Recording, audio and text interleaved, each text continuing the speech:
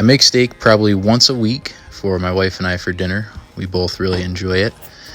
Here's my process that I go through to cook it each time. So I season up with a little bit of oil on each side, a little bit of Kinder's salt, pepper, and garlic powder. And I went in with a little bit of regular steak seasoning this time. I like to get both sides evenly coated and the sides. Go ahead and set the steaks aside while I prep some onions. We enjoy having some sauteed onions on our steak. Gonna go ahead and slice those up thin.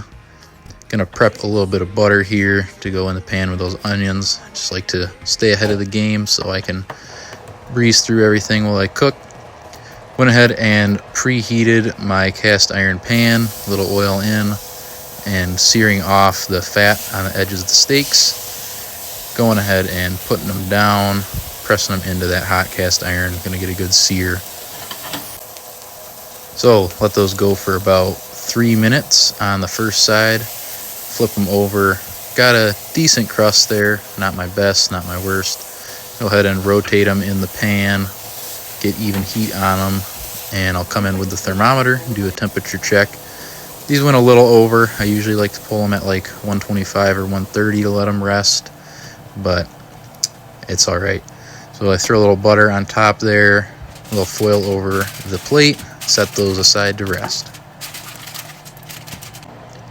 Coming back to our pan now, we've got that steak residue in there. Throw the butter in, throw the onions in, go ahead and get those mixed around, coat it up with the butter. Gonna put a little bit of salt on there as well, and just toss those till they're nice and brown. Coming back to our steaks now, bring them over to the cutting board after about 5 minutes. Gonna see, did we get that nice medium rare we were looking for? As you can see, we got a nice reddish pink all the way through. Slicing them up so we can plate them. My plating skills definitely need some improvement. Got the steak plated up, onions on top, and there's your perfect steak.